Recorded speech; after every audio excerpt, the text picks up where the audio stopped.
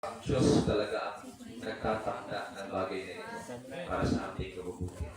Hallelujah. Pagpalain ko yung ating Panginoon sa inyong pag-ibig. Tayo muli sa pagbasa ng salita ng ating Panginoon. Samahan niyo po ka sa Marcos Kapitulo 10, talatang 45. Hallelujah. Praise God.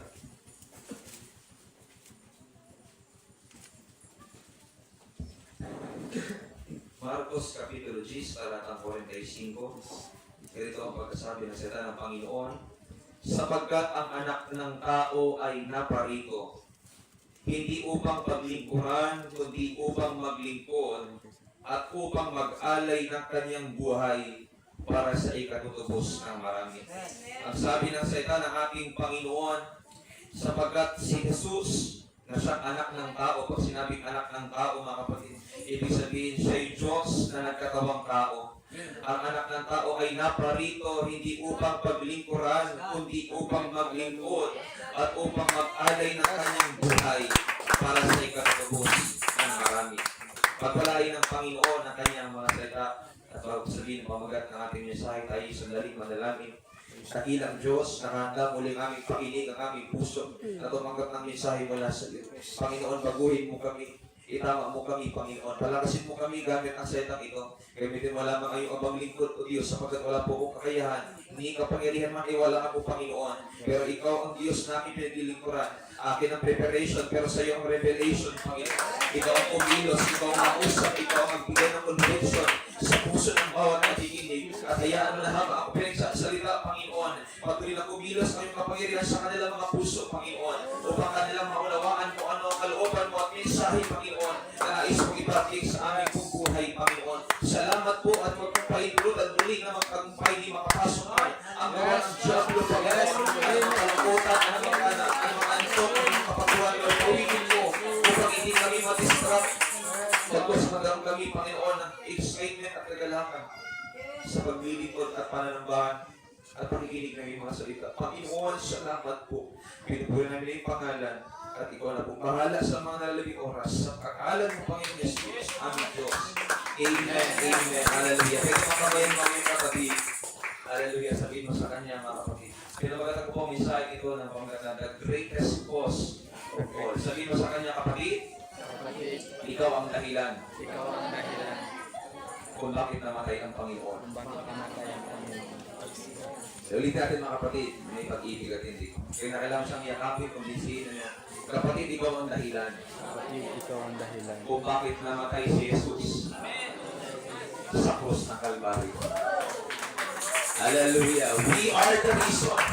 You are the reason. And we are the reason that He gave His life, mga kapatid. Hallelujah. Nakakaupo na po kayong lahat, mga kapatid. The greatest cause of all. Blessed be the Lord.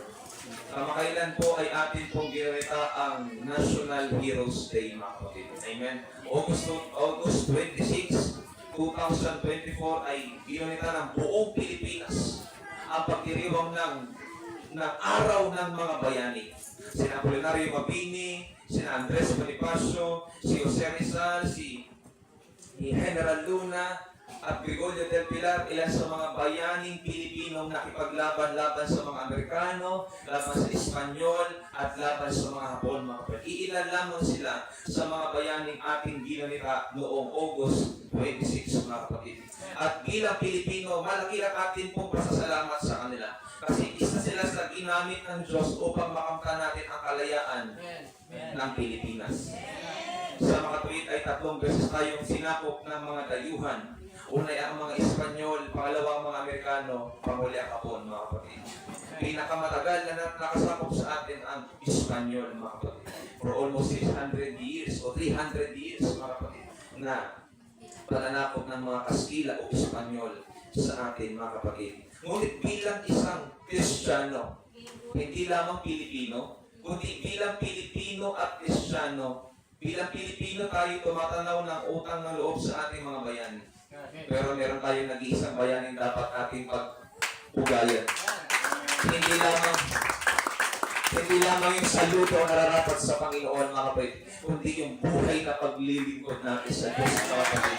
Kasi Kasi napakabuti ng aking Panginoon, mga kapatid. Hallelujah, na tayo ay inibig ng ating Panginoon. Nasabi ng kanta, niyakap mo ako sa aking karumihan. Inibig mo ako ng di kayang tumbasan. O Diyos, sabi ng awit, mga kapatid. Ito'y pinatunayan sa atin ang aklat ni Isaias, Kapitulo 64, talatang 6. Lahat tayo'y naging marumi sa harapan ng Diyos. Ang mabubuting gawa natin, maruruming basahan ang katulad. Nalanta na tayong lahat gaya ng mga dahon. Tinatangay tayo ng malakas na hangin ng ating kasamaan. At kaya ng ating napag-aralan kanina, tayo ay naging alipin ng kasalanan. At nung wala pa tayo sa Panginoon, nung wala pa tayo sa paglilingkod sa Diyos, dahil alipin tayo ng kasalanan, gusto natin gumawa ng tama sa paningin ng Panginoon, pero hindi natin magawa dahil tayo ay alipin. Merong umaalipin sa atin, meron tayong boss na sinusunod, ang kahaway, mga kapatid. Amen. Pero bagamat ang sabi ni Propeta Isaias, na bagamat tayo naging marumi sa harapan ng ating Panginoon, mga kapatid, sinabi niya sa kanyang salita, sa kanyang sinulat, inibig pa rin tayo ng Panginoon. Minahal pa rin tayo ng ating Panginoon, mga kapatid. Sa bagong tipan ng usap, nagsalita si Apostol Pablo sa mga taga-Roma, sa Roma Kapitulo 5, talatang 8, ngunit ipinadama ng Diyos ang kanyang pag-ibig sa atin nang namatay si Kristo para sa atin noong tayo'y makasalanan pa. Sa ibang salin, mga kapatid, sa King James Version, kung di ako nagkakamali, kanyang ipinakita ang kanyang pag-ibig sa atin. Noong tayo'y makasalanan pa, si Jesus ay namatay para sa atin. Para sa atin. Intentional ang Diyos. Talagang tayo ang kanyang pinahugutan. Tayo ang naging dahilan kung bakit siya nagkatawang tao. Bago na siya Diyos, Espiritu, walang laman, walang dugo, walang buto. Pero sinakripisyo niya ang kanyang sarili at kanyang trono. Bumaba sa langit, mga kapatid. Kaya lahat tayo na bilang mga taong makasalanan, nagkaroon ng kapatawaran sa ating Panginoon at pinilang ng Diyos na kanyang mga anak. Hallelujah. Pakisabi sa kapatid, sa katabi mo, anak ka ng Diyos. Hallelujah. Ganon kabuti ang ating Panginoon, mga kapatid. Napagamat ang tao, mga kapatid, ay nagkasala. Try na natin ito. Pero may ata itong nilagay. Pero hindi sa kabila. Bagamat ang tao ay nagkasala dahil sa punong kahoy. Punong kahoy. Kumain ng punong kahoy na ipinagbabawal. Dahil sa kahoy, nagkasala ang tao. Pero dahil din sa kahoy, niligtas ang tao. Ulitin ko, mga kapatid, ulitin ko. Dahil sa punong kahoy, oo, nagkasala ang tao. Pero dahil din sa kahoy, niligtas ang tao. Krus. Naitapos si Jesus sa krus. Sa kahoy din tinubos ang tao. Sa kahoy bumagsak ang tao. Hallelujah. Tama na mga pag-ibig. Sa kahoy bumagsak ang tao. Pero sa kahoy din inabot ng Diyos ang tao. Napakadakilang mensahe, mga kapatid, ng ating Panginoon. O, dyan ka bumagsak, pero di ko rin aabutin. O, dito ka sumablay, pero dito ako mag-aalay. Hallelujah. Kalapakan natin ang Panginoon.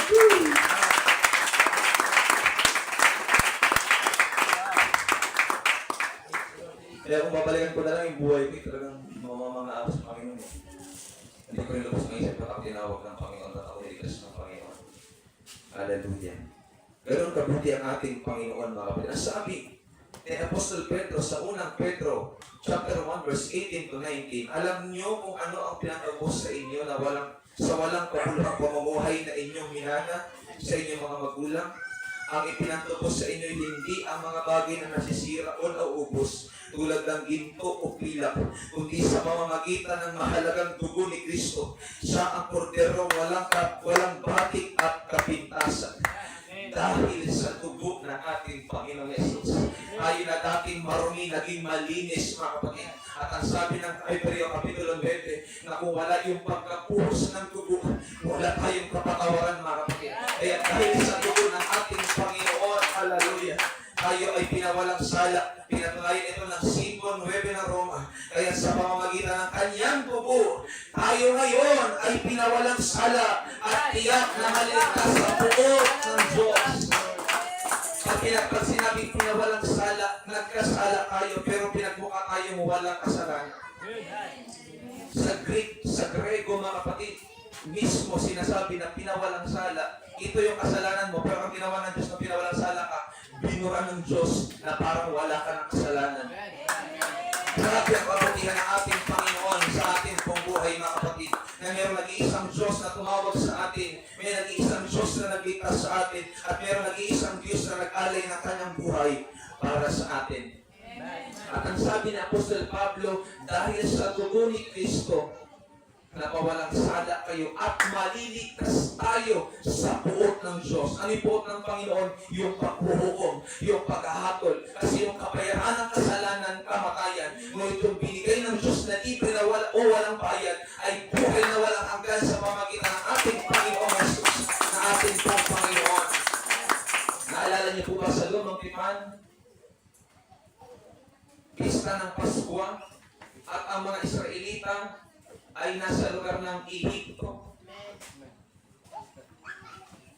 At isa sa mga salot buot ng Diyos na binigay sa Ehipto, mamamatay lahat ng panganay.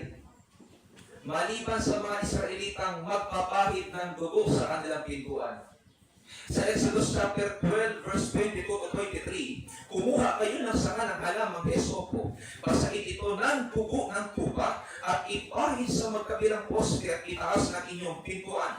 At isa man sa inyo ay huwag lalabas ng bahay hanggang kinabukasan. 23, sa gabing iyon, lilibutin ni Yahweh ang buong Ehipto at papakayin ang mga Ehipsyo. Lahat ng bahay na makita niyang may pahid na dugo sa magkabilang poste at itaas ng pintuan ay hindi niya hahayaang pasukin ng anghel ng kamatayan. Hallelujah! Ano ba ang ugat ng lahat ng ito? Dahil nga ang bansang Ehipto nandoon ang Paraon, ayaw palayain ni Paraon ang mga Israelita.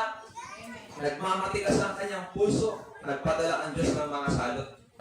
May mga balang, may yung tubig naging dugo, at isa sa pinakamalupit na nagpapayag ng puso ng Paraon, lahat ng pangalan ng mga taga-Ehipto, namatay. Namatay. Maliban sa mga Israelitang may pahid ng dugo ng kordero.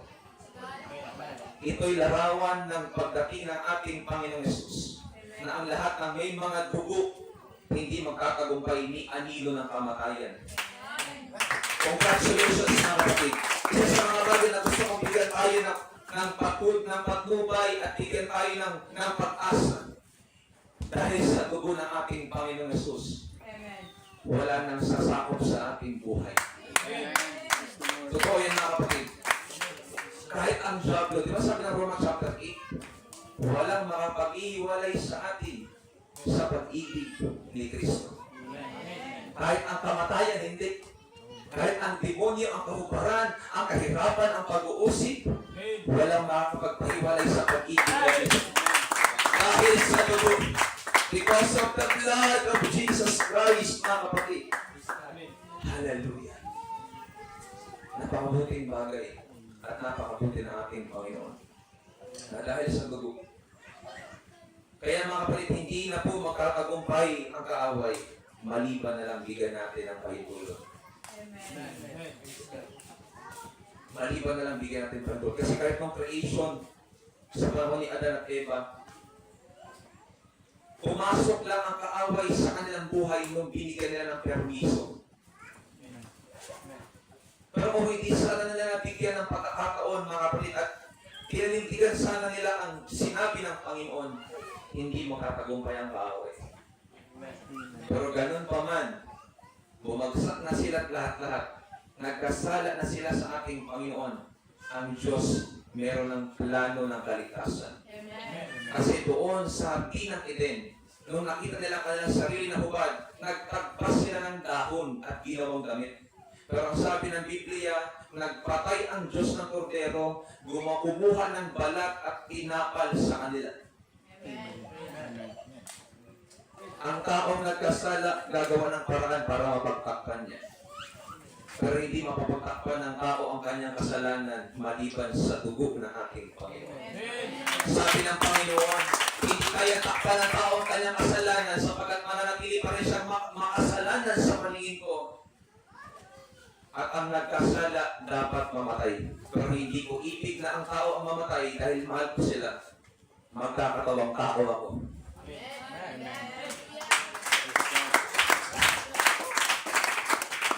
Ako ay espiritu. Ay, sinasabi ko, ako ay espiritu. Kailangan merong dugo na mabuhos. Yun ang tipanan sa lumang tipan. Pag may nagkasala, dapat may mamatay. Kaya pag sila nakakasala, anong hinahandog nila?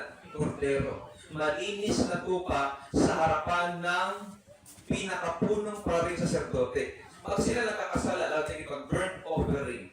Ganito yung kanilang proseso. Yung kanilang handog na tupa o kordero, ilalagay nila mga kapatid sa isang lalagyan. At ang sasabihin nila, ipapatong nila yung kanilang kamay doon sa malinis na hayop o malinis na kordero. At sasabihin nila, ako ay makasalanan at ito ang aking handog. I am a sinner and this is my atonement. Para yung kalinisan ng tupa mapasa sa kanila at yung karumihan nila dahil sa kasalanan mailipat sa tupa. Pumasok ang bagong tipan noong ang ating Panginoong Yesus ay napako sa krus ng Kalbaryo. Ganon din ang naging setup. Yung puot ng Diyos dahil sa kasalanan ng tao nilagay sa kanyang katawan. Kaya ang sabi niya, Diyos ko, bakit mo ako pinabayaan? Isa mamusap ng bilang tao siya'y nahirapan at nabigatan. Amen. Kasi naipasan sa kanya ang puot ng Diyos. Ang puot ng Ama. Ngunit, pagkatapos ng lahat, yung katwiran ng kanyang buhay, si Cordero wala siyang kapintasan. Wala siyang ni anino man ang kasalanan. Naipasa lang sa kanyang katawan yung ating kasalanan. Kasi nga, siya ang mamamatay, hindi tayo.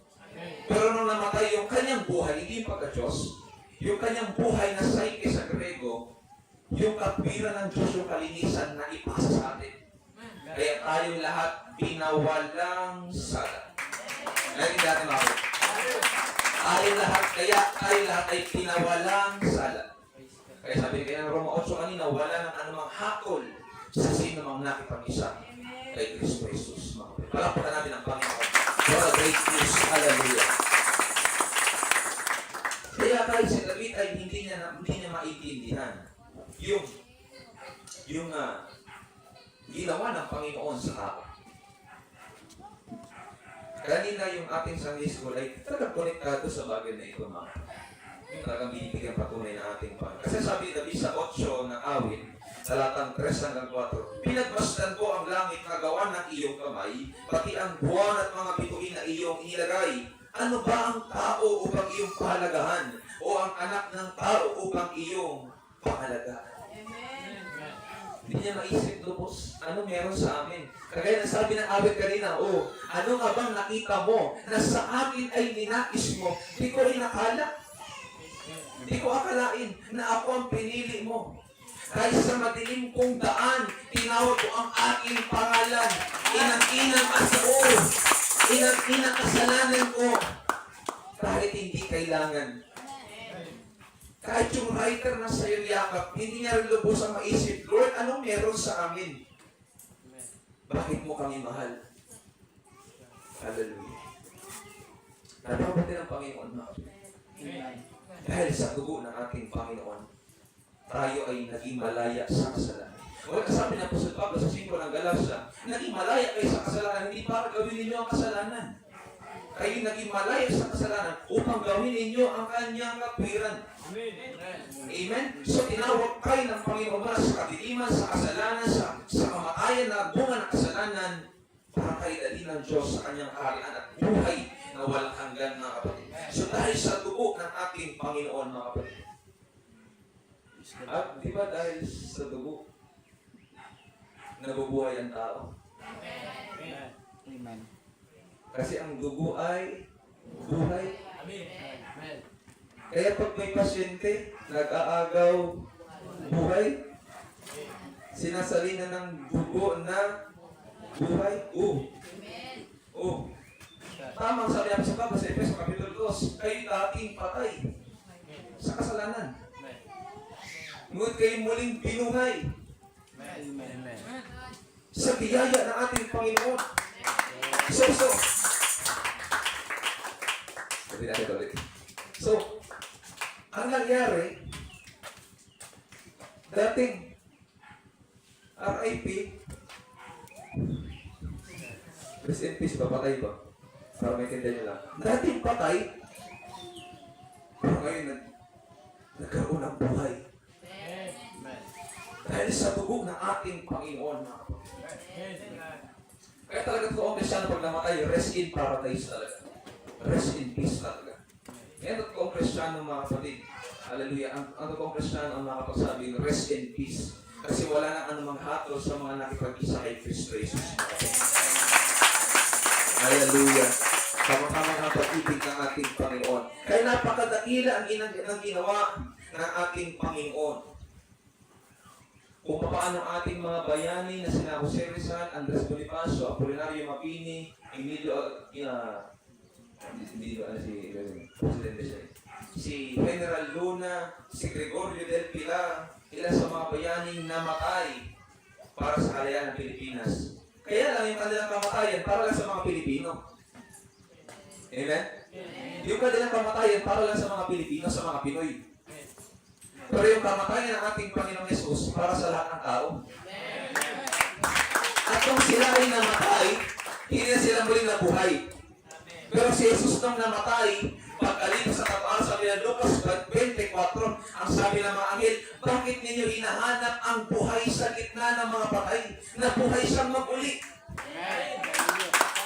Hallelujah. Praise God. Si Jesus lang ang namatay, ngunit muling nabuhay. At yung kamatayan niya, para sa lahat ng tao. Ngunit ang makakatanggap talaga nito, yung sasampalataya. Amen? Kasi kahit kagaano kabango ng sabon, kung hindi gagamitin, hindi lilinis ang tao, hindi babago ang katawan. Amen? Kahit gaano ka-epektibo ang dugo ni Kristo para magpahit at mag-alis ng kasalanan, kung hindi siya maa-applyan sa pamagitan ng kanyang pananampalataya sa Panginoon, hindi po magkakaroon ng epekto sa buhay ng tao. Amen? Ating mga bayani namatay sa bansang Pilipinas na kalayaan. Pero mas matindi yung ginawa ni Kristo. Mas matinding bagay yung kanyang ginawa. Kasi ang ating mga bayani, hallelujah, ang ating mga bayani, mga kapatid, ay pinagtanggol nila kalayaan ng ating Pilipinas laban sa mga banyaga at dayuhan. Pero, mas matindi ang ginawa ng Panginoon. Bakit? Kasi yung ginawa ng Diyos, mas matindi, manakop yung kanyang nilabanan. Kasalanan. Nung sinakop tayo ng mga Hapon, ng mga Amerikano, ng mga Espanyol, buhay pa rin ang ating mga nuno. Ginigipit man sila, pero buhay pa rin sila.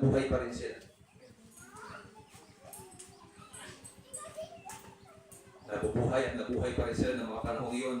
Pero ang ating Panginoon Jesus, nung siya namatay sa krus ng Kalbaryo,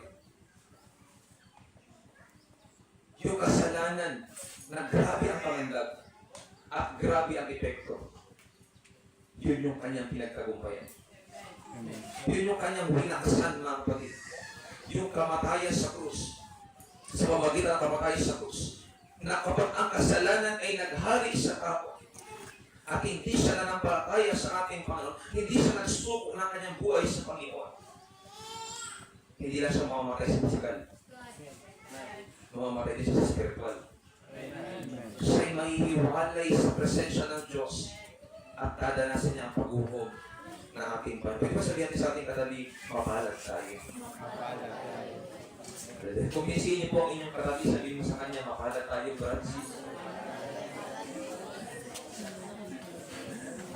Dahil sa dugo ng ating Panginoon. At kung ang ating mga bayani ay namatay, nakamtan ng Pilipinas ang kalayaan. Amen? Alam natin sa kasi yan, sa Aralin Panlipunan o history mga kapatid. Na namatay ang ating mga bayani para sa kalayaan ng Pilipinas. Kaya lang, kahit namatay sila para sa kalayaan ng Pilipinas, ang Pilipinas pwede pa rin sakupin ng ibang bansa. Amen? Bukod sa mahina ang defense system ng Pilipinas, walang kalaban-laban ng mga Pilipino pag sinakop tayo ng ibang bansa. So kahit lumaya noon, pwede pa rin mabihag ngayon. Pero nung si Kristo namatay, nagbuhos ng dugo, ni Diablo wala nang magagawa. Pangapakailan na to. Kaya sabi ng Hebreo Kapitulo 10, talatang 9 hanggang 10, bonus verse ito mga kapatid, basahin natin. Maganda siya sabi dito ni Apostol Pablo. Sa 12 ng Hebreo Kapitulo 10, ngunit siya ng mga kapaghandog ng isa lamang hain patungkol sa mga kasalanan, magpakailanman. Ibig sabihin sa lahat ng henerasyon ng tao, sa lahat ng panahon, mangyari man ang huling araw sa panahon natin ngayon, hindi nagbago ang epektibo ng kanyang dugo. Mahirap man o mayaman, basta tatanggap sa atin, Panginoong Jesus, magiging beneficiary ng bagay ito. Kasi sabi niya, naghain ng isa lamang hain patungkol sa kasalanan, magpakailanman. Kaya ang ating kasalanan, mga kapatid, na nagawa sa nakaraan at magagawa pa man kung di natin sinasadya, ito'y may kapatawaran sa harapan ng ating Panginoon. Ganon kadakila, ganon kagrabe ang dugo ng ating Panginoon Jesus. Ibang klase. At ni demonyo, ni kaaway, ni Diablo, hindi makakadaig dito mga kapatid. Anong sabi ng Panginoon? Hallelujah! Sa Mateo chapter 16 verse 18, at ikaw Pedro, sa ibabaw ng botong ito, itatayo ko ang aking iglesia. Ang sabi ko na aral nito, hindi ito basta building, kundi mga grupo ng mga tao mananampalataya at nagsuko ng buhay, nagsisinawa mismo sa pangalan ng Espiritu. Sila yung iglesia na kahit yung pintuan ng impyerno, yung pintuan ng Hades, ay hindi magsisipa na iglaban sa kanila. Kaya wala nang kapangyarihan ang kaaway sa buhay natin bilang Kristiyano mga kapatid. Dahil sa dugo ng ating Panginoon. So yung validity ng kalayaan natin, hindi lamang pang noong panahon, kahit hanggang sa ngayon at hanggang sa susunod na panahon. Hallelujah!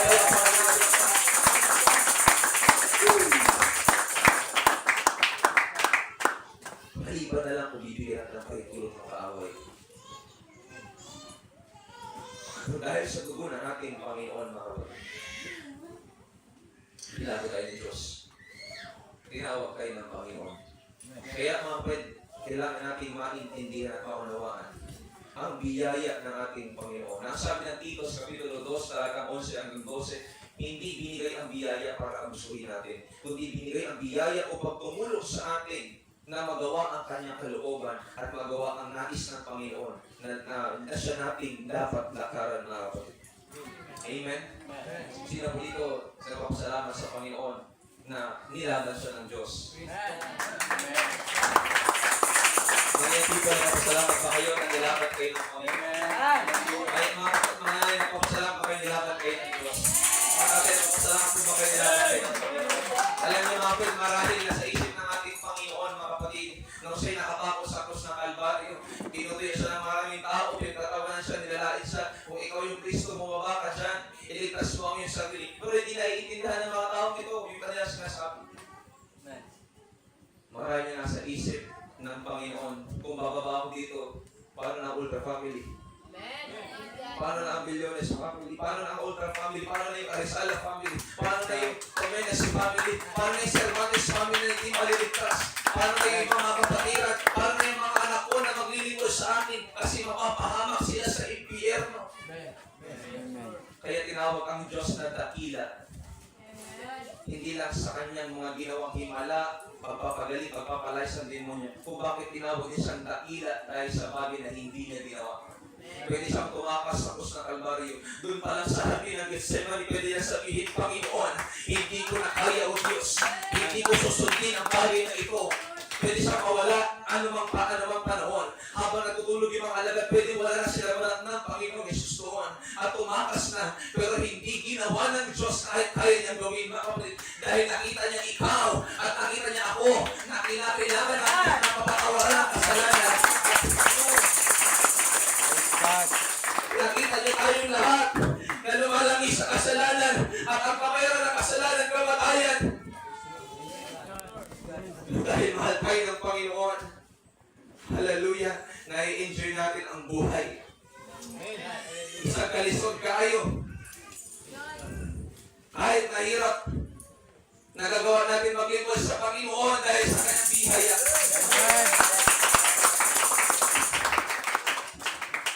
Kahit araw-araw tayo tinutokso ng kayo, huwag ka nang magsimba, huwag ka nang magpatuloy, huwag ka nang dumaan dyan. Pero minahal tayo ng Panginoon at napakalakas ng biyaya ng Diyos na naranasan natin sa ating mga buhay, mga kapatid. Hallelujah. Pwede natin purihin salut ng Panginoon na kapatid. Hallelujah. Salamat Panginoon. Sa una pa lang, hindi tayo kalaban-laban. Hindi tayo kalaban-laban noong una pa lang. Kaya masabi ni Isaiah sa 54 kanina, ay parang kahit yung ating mabubuting gawa, kahit naging mabait tayo sa buhay natin, pero sa panay ng Diyos, basahan pa rin. At tayo naging liko sa harapan ng Panginoon. Ibig sabihin, hindi tayo sumunod sa kanyang pamantayan, hindi tayo sumunod sa kanyang nais. Minsan natin siya nilait, minsan natin siya nilapastangan. Pero sagana ang pag-ibig ng Panginoon sa ating buhay. Amen. Hinanap pa rin tayo ng Panginoon. Tinawag pa rin tayo ng Panginoon. Tinawag ka pa rin ng Diyos. Pinatawag ka pa rin ng Panginoon. Minahal ka pa rin ng Panginoon. Kahit hindi mo siya inibig ka niya. Kahit hindi mo siya hinanap ka niya.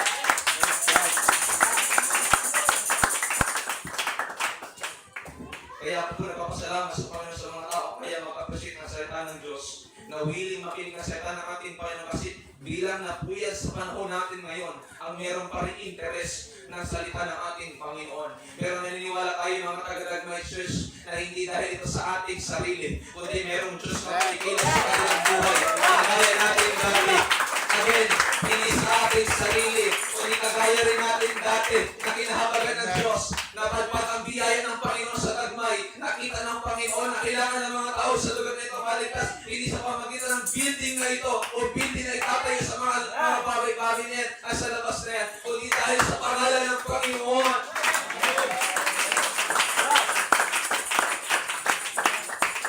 Hallelujah.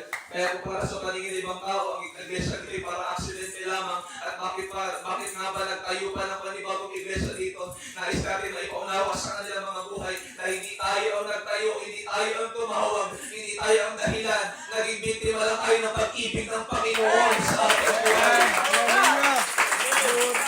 Hallelujah. Sadyang may Diyos na namahabag, sadyang may Diyos na namamahal, sadyang may Diyos na namamahal, na lahat ang dako na ikita niya, na nahahanap niya yung mga taong nagpapatawag sa Kanya, nakikita niya yung mga taong naghahanap ng kaligtasan, nakikita niya yung mga taong naghahanap ng kapayabahan. Lord, tulungan niyo po kami, Panginoon, tumawag ka sa amin, kailangan namin ng kaligtasan, at kaispakan tayo ng pag-ibig ng Panginoon. Kaispakan tayo ng personal choice. Hallelujah. Naispatan tayo ng pag-ibig ng Panginoon. Yung kanyang dugo na nabuhos 2,000 taon na nakalipas. Hinanap pa rin tayo mga kapatid. Hinanap pa rin tayo. Hinanap ka, hinanap ako, hinanap tayo lahat ng Panginoon. Kaya sa Diyos walang aksidente mga kapatid. Sa Diyos hindi nagkakataon ng mga bagay-bagay. May plano ang Panginoon. Amen. Hallelujah. Hallelujah. Kaya sa totoo lang mga kapatid, habang ginagawa ko ito, pangaral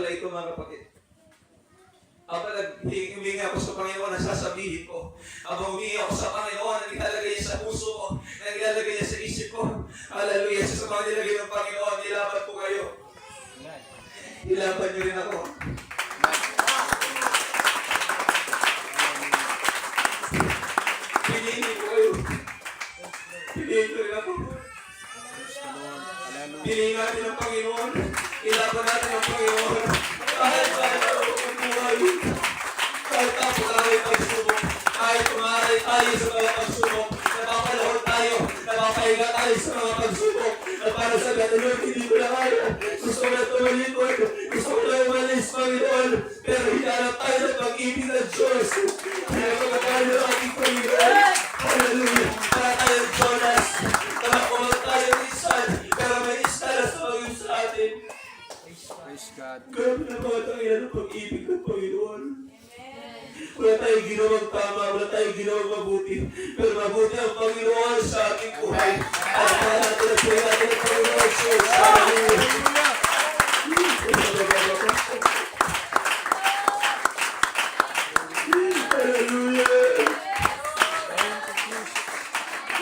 Hallelujah.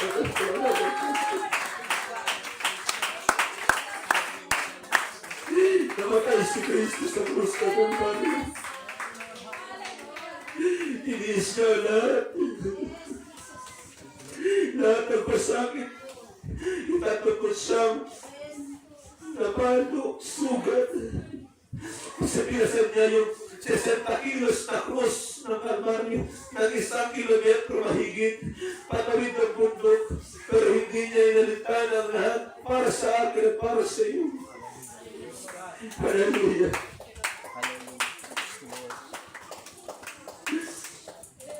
Kaya mga kapatid sa Panginoon, nakakapagpuri ako, hindi dahil sa lakas ko. Nakakapaglikod ako, hindi dahil sa lakas ko. Nakakapaglikod ako dahil may biyaya ang Diyos na tumutulong sa atin. May Diyos na nakakapag sa atin. May Diyos na nakakaway sa atin. Lord, hallelujah. Ang Diyos na nagbibigay ang pag-asa sa atin para pangalangin. Kaya natin ang Panginoon. Hallelujah.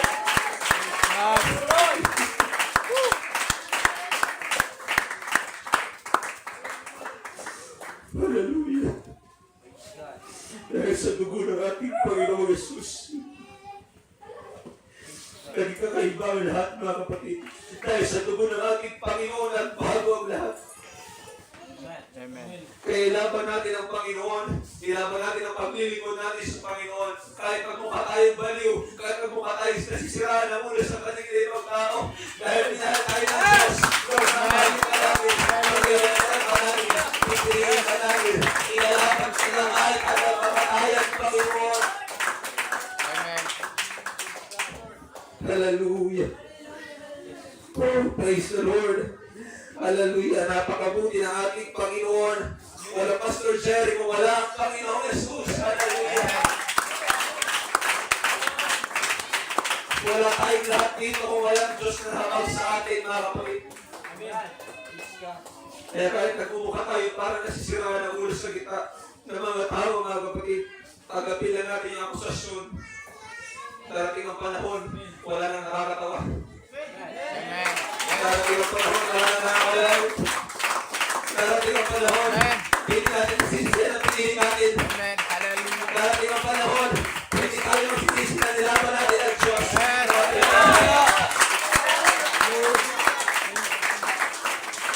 Hallelujah.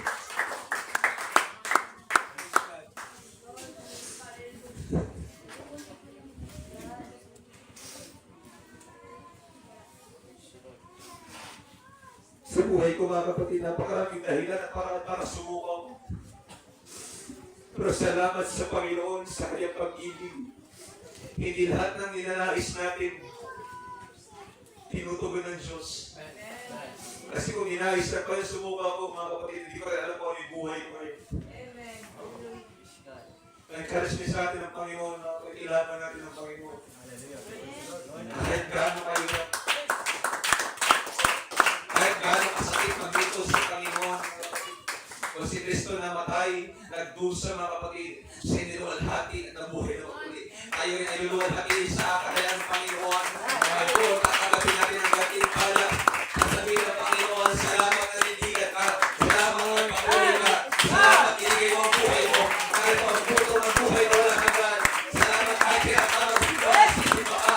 Salamat kahit tinutuyan ka ng maraming tao, hindi mo iniisip mo sasabihin ng maraming tao dahil sa aking pangalan. Tanggapin mo ang buhay na walang hanggan.